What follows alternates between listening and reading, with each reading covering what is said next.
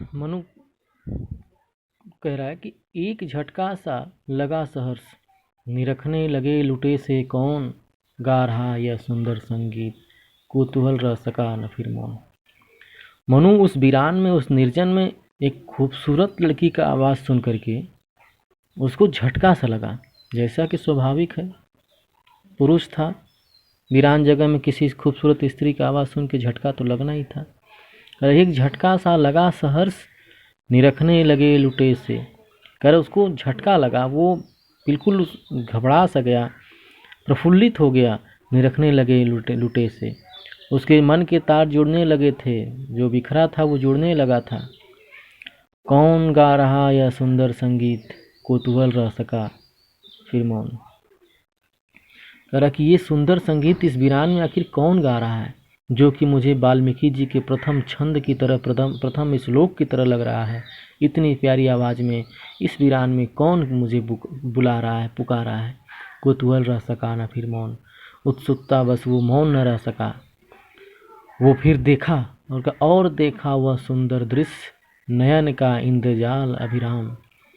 उसने गर्दन उठा करके देखा तो सामने, बिल्कुल उसके सामने एक सुंदर दृश्य था। नयन का इंद्रजाल अभिराम, आँखों में उसकी जादू थी, आँखें उसकी मायावी थी। इंद्र का जाल मतलब मायावी आँखें, उसके श्रद्धा के आँखों में जादू थी। कुसुम वैभव में लता समान, ऐसे लग रहा था जैसे कोई फूल लताओं में लिपटा हुआ मेरे पास खड़ा हो, चंद्रिका से लिपटा घनश्याम। ऐसा लग रहा था जैसे एक ठंडक चांदनी बादलों के टुकड़ों में लपेट करके मेरे पास खड़े हो। उपमा दे रहा है बार बार, उसको समझ नहीं आ रहा क्या बोले, घबरा सा गया बेचारा देख करके। कर चंद्रिका से लिपटा घनश्याम, चांद जैसे बादलों के टुकड़ों में लिपट करके मेरे सामने खड़ा हो। ऐसा जो है कि श्रद्धा को देख करके मनु कह रहा है। हृदय की अनुकृति बाह्य उदार, एक लंबी काया उन्मुक्त। कर हृदय की अनुकृति बाह्य उदार, एक लंबी काया उन्मुक्त। कर जिस प्रकार से वो हृदय की बड़ी थी, लंबी थी, बड़ी दिल वाली थी, बाह्य उदार उसके बाहर देखने से भी वैसे ही थी, एक लंबी काया उन्मुक्त। करे कि शरीर उसके लंबा चौड़ा था।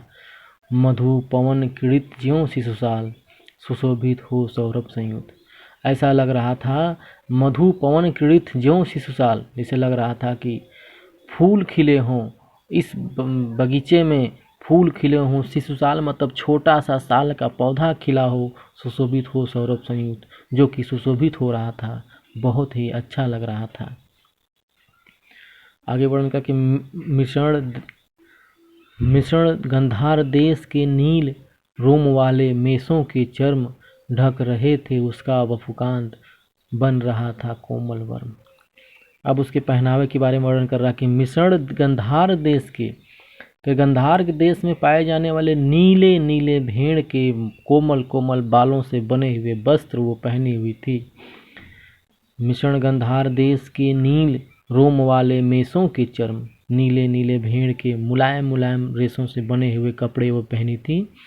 ढक रहे थे उसका वफुकांत, बन रहा था कोमल वर्म। उसके शरीर को ढक रहे थे, उसको सुरक्षा प्रदान कर रहे थे, बन रहा था कोमल वर्म। ये देख करके और अच्छा लग रहा था। अब आगे बोल रहे हैं कि नील परिधान बीच सुकुमार, खुल रहा मृदुल अध खुला अंग। अब उनको थोड़ा सा देखने में अच्छा लग रहा है, अपने मन की बात बता रहे हैं कि नील परिधान बीच सुकुमार।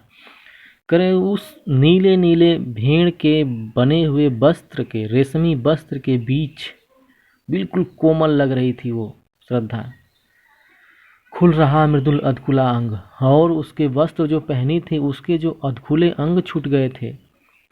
जहाँ पे वस्त्र नहीं था उसके जो अधखुले अंग थे, मतलब जो वस्त्र से ढका था वो तो ठीक है, बाकी जो नहीं ढका था वो माननीय मनु जी को देखने में बहुत अच्छा लग रहा था। खिला हो ज्यों बिजली का फूल, मेघ बन बीच गुलाबी फूल। उनको देख करके ऐसा लग रहा था जैसे आसमान में बिजली के फूल खिले हों, मेघ बन बीच गुलाबी फूल। आसमान में बादलों के बीच में बिजली के तरह से गुलाबी रंग का फूल खिला हो, उपमा दे रहे हैं जैसे बिजली कौंध रही हो। देख करके तिलमिला से गए थे श्रद्धा को मनु जी। और वर्णन कर रहे हैं कि ओह वह मुख पश्चिम के व्योम, बीच जब घिरते हों घनश्याम, अरुण रविमंडल उनको भेद दिखाई देता हो छविधाम। कह रहे कि ओह वह मुख पश्चिम के व्योम, और कह रहे उनका मुख जो था, चेहरा जो था, वो तो पश्चिम के उन बादलों के समान था।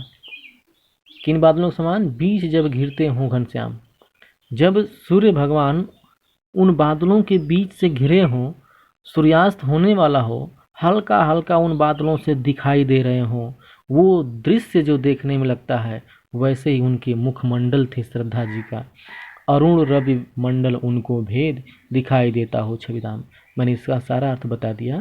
कहने का मतलब यह है कि उनके मुख ऐसे लग रहे थे जैसे पश्चिम दिशा में जब सूर्यास्त होता है, सूर्य अस्त होने को होता है, तो बादलों के बीच से रविमंडल उनको भेद, बादलों के बीच से जब वो दिखाई देता है, बादलों को भेद करके जैसा दिखाई देता है, वैसे उनके मुख थे श्रद्धा जी के। ऐसा मनु जी कह रहे हैं। और क्या कह रहे हैं? घिर रहे थे घुघराले बाल, अंश अवलंबित मुख के पास, नील घन सावक से सुकुमार, सुधा भरने को विश्व के पास। कह रहे हैं कि घिर रहे थे घुघराले बाल, और ही नहीं, उनके जो बाल थे दोनों तरफ से गाल पे ऐसे लटके थे, अंश अवलंबित मुख के पास, मुख के पास दोनों तरफ से, इधर दाएं गाल बाएं गाल के दोनों तरफ से घुघराले घुघराले बाल ऐसे लटके हुए थे। नील घन सावक से सुकुमार, सुधा भरने को विधु के पास। ऐसे लग रहे थे उस नीले पोशाक में जैसे गालों से बाल अमृत लेने आया हो, सुधा भरने को विधु के पास। ये बाल गाल से अमृत ले रहे हैं, ऐसा देखने में प्रतीत हो रहा था। ये मनु जी बार बार उनकी सुंदरता का वर्णन कर रहे हैं। एकांत में हैं दोनों लोग, श्रद्धा वहाँ गई है, पूछ रहे हैं। उसको देख करके मनु जी के जो दुख थे सब कट गए हैं, बिखरे हुए तार सब जुड़ने लगे थे। अब आगे कहानी हम लोग आगे देखेंगे। फिलहाल यहीं पे आज का अंत।